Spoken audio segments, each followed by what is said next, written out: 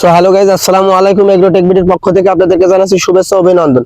আপনি যদি আমার চ্যানেলে নতুন দর্শক হয়ে থাকেন তাহলে অবশ্যই চ্যানেলটি সাবস্ক্রাইব করুন এবং পাশে থাকা বেল আইকনটি চেপে দিন, যাতে পরের বারে কৃষিভিত্তিক সমস্ত তথ্য এবং তথ্যের ভিডিওগুলো সর্বপ্রথম আপনার কাছে পৌঁছায়। তো আজকের আলোচনার বিষয় সেটা হচ্ছে রসুনের পাতা লাল। বাংলাদেশের বুকে এই রসুন চাষটা অবশ্যই এই সময়ে হয়, এই সময়ে শীতকালে হয় এবং শীতকালের রসুনটা চাষ করতে গেলে অবশ্যই একটা ঝুঁকির মুখে পড়া হয়, এই যেটা হচ্ছে পাতা লাল। আর এই উপর থেকে পাতা লাল হয়ে আস্তে আস্তে গাছগুলো নিস্তেজ হয়ে যায়। এটা থেকে আমাদের গাছগুলো নষ্ট হয়ে যায় এবং ফলনটা হারিয়ে যায়। তো আমাদেরকে প্রথমে জানতে হবে রসুনের গাছগুলা এরকম লাল হয় কেন। তো চলুন দেখে আসি।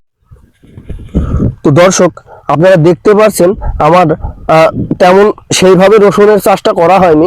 আমি শশার চাষ করছি, সেই বেডের উপরে রসুনটা চাষ করছি।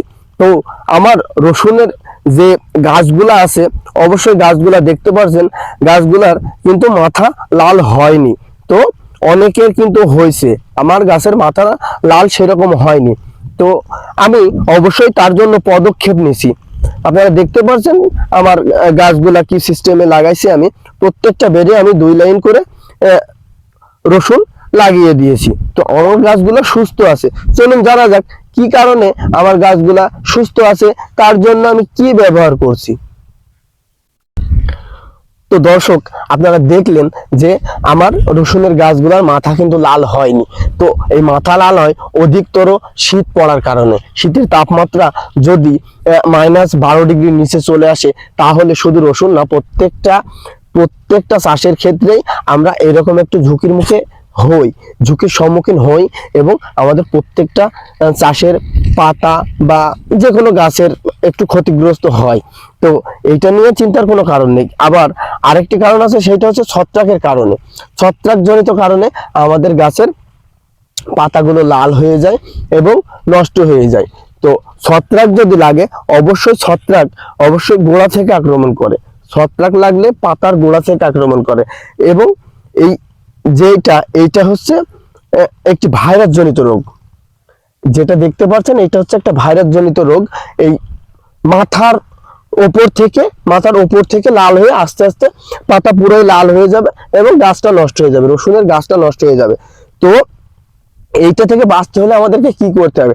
এইটা থেকে বাঁচতে হলে আমাদেরকে বাংলাদেশে সেহেতু বাংলাদেশে অ্যাভেলেবল পাওয়া যাবে। না হলে আপনি একটু সন্ধান করবেন, বলবেন রোবরাল।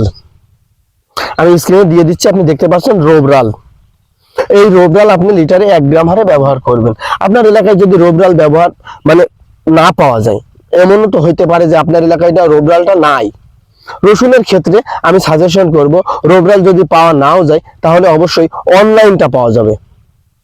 এই অনলাইনটাও আপনি লিটারে 1 গ্রাম হারে আপনার জমি অনুসারে আপনার কতটুকু পানি লাগবে ততটুকু নিয়ে প্রতি লিটারে 1 গ্রাম হারে এই অনলাইনটা আপনি ব্যবহার করতে পারবেন। এই অনলাইনটা ব্যবহার করলে অবশ্যই 100-এ 100 আপনার গাছ এই রোগ থেকে একেবারে চিরতরে মুক্ত হয়ে যাবে এবং গাছের পাতাগুলো অনেক থকথকে তাজা সুন্দর হবে এবং ফলনটা আপনি ভালো পাবেন।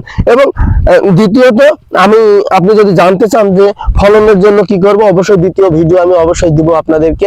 আপনারা রসুনের বাম্পার ফলন পাওয়ার জন্য কি সার কতটুকু ব্যবহার করবেন এবং কি স্প্রে করা লাগবে। তো আমার কথাবার্তা যদি ভালো লাগে, একটা লাইক কমেন্ট করে দিবেন এবং চ্যানেলটি অবশ্যই সাবস্ক্রাইব করতে ভুলবেন না। একটা মাত্র সাবস্ক্রাইবের জন্য আপনাদের সামনে আসি, আর একটা মাত্র সাবস্ক্রাইবের জন্য এত ভিডিও করা, এত পরিশ্রম করা। অবশ্যই একটা সাবস্ক্রাইব করে দিবেন এবং পাশে থাকবেন সব সময়ের জন্য। সবাই ভালো থাকবেন, সবার সুস্বাস্থ্য কামনা করছি। আল্লাহ হাফেজ।